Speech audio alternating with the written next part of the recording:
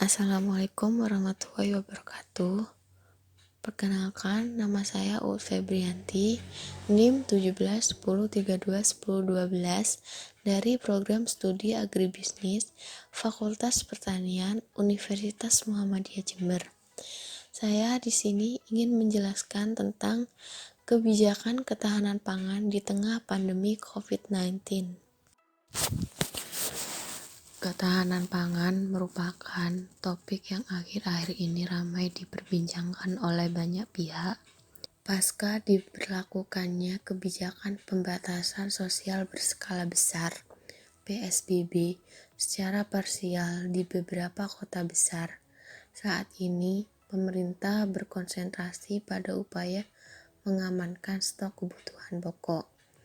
Menurut World Food Summit 1996, ketahanan pangan terjadi ketika semua orang setiap saat memiliki akses fisik, sosial, dan ekonomi terhadap pangan yang cukup aman dan bergizi, yang memenuhi kebutuhan sehari-hari dan preferensi makanan untuk kehidupan yang aktif dan sehat.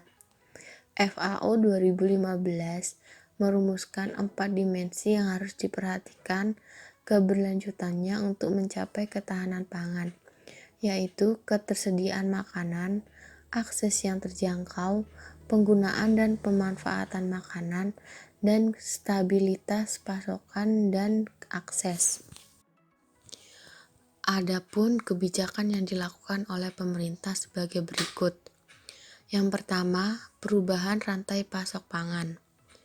Dari perspektif produksi atau hulu, para petani dan produsen makanan mulai merasakan perubahan terkait pasokan input dan juga menyesuaikan protokol berproduksi untuk menjamin kualitas dan keamanan pangan di tengah pandemi COVID-19, khususnya di wilayah yang sudah terkontaminasi. Mobilisasi bahan pangan juga akan mengalami beberapa penyesuaian, di mana terjadi pola perubahan jalur pasokan yang lebih banyak menuju pasar-pasar modern dan pasar-pasar yang berbasis online. Sementara itu, dari sisi konsumsi, akibat diterapkannya social physical distancing atau perbatasan sosial berskala besar (PSBB) di beberapa wilayah, pola transaksi juga mulai berubah, yang ditunjukkan semakin meningkatnya transaksi yang menggunakan platform digital atau online. Kondisi inilah yang pada akhirnya membutuhkan penyesuaian strategi kebijakan terkait pangan di semua lini, produksi hingga konsumsi dan hulu hingga hilir, agar ketahanan pangan di Indonesia tetap terjamin. Yang nomor 2 yaitu meningkatnya fasilitas produksi dan konsumsi di sektor pangan. Dalam situasi pandemi saat ini, selain fasilitas atau bantuan yang dibutuhkan, diperlukan juga protokol produksi yang dapat menjamin kualitas dan keamanan pangan yang terbebas dari COVID-19. Sementara itu, komoditas pangan yang selama ini mengandalkan impor seperti bawang putih dan daging sapi tampaknya juga perlu menjadi perhatian serius karena perkiraan stok hingga bulan Mei 2020 tampaknya tidak mencukupi. Alasan utama perlu dilakukan impor saat ini adalah karena harga pangan dunia cenderung stagnan dan dalam beberapa tahun terakhir. Terlebih lagi beberapa harga komoditas pangan seperti daging, produk susu, produk sereal, produk minyak, dan gula pada umumnya mengalami penurunan dalam 3 bulan terakhir. Meskipun begitu, penerima bantuan atau fasilitas yang telah disebutkan dipastikan benar-benar tepat sasaran agar tujuan dari alokasi stimulus fiskal ini terpenuhi. Ketersediaan dan stabilitas harga pangan di tengah pandemi COVID-19. Berdasarkan data yang dihimpun dari FAO, harga pangan dunia secara nominal dan real memang mulai terjadi tren peningkatan sejak Oktober 2019 hingga Januari 2020. Kemudian mulai menurun tipis pada bulan berikutnya, Februari dan Maret 2020. Di Indonesia sendiri, jika melihat dari data inflasi bulanan, inflasi barang bergejolak yang didominasi bahan pangan juga menunjukkan tren yang serupa.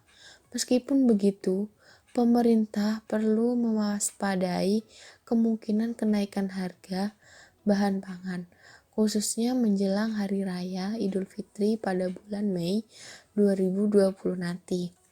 Dari data Pusat Informasi Harga Pangan Strategis (PIHPS) nasional saja telah menunjukkan peningkatan rata-rata harga beras sebesar 0,8% selama periode Januari sampai Maret 2020.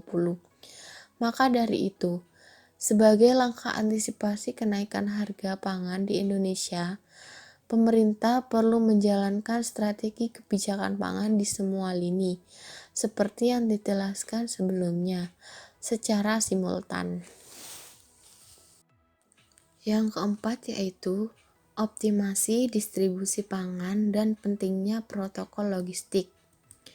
Jalur distribusi logistik memiliki peran yang sangat strategis di tengah pandemi virus ini, terutama dalam hal penanganan wabah dan memenuhi kebutuhan konsumsi dalam negeri, khususnya yang terkait dengan pangan. Masuknya komoditas pangan melalui jalur darat, laut, dan udara menjadi titik-titik yang perlu menjadi perhatian sebelum distribusi komoditas tersebut tersebar ke seluruh wilayah.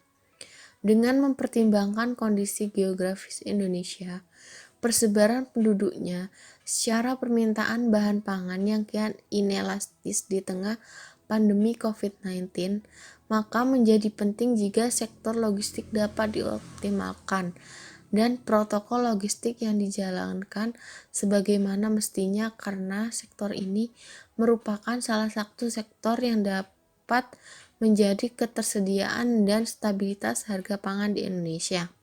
Oleh karena itu, pemerintah perlu mendorong dan memfasilitasi sektor logistik ini agar berjalan optimal, terutama dalam hal penyediaan infrastruktur dan fasilitas khusus lainnya. Sekian presentasi dari saya. Kurang lebihnya mohon maaf. Wassalamualaikum warahmatullahi wabarakatuh.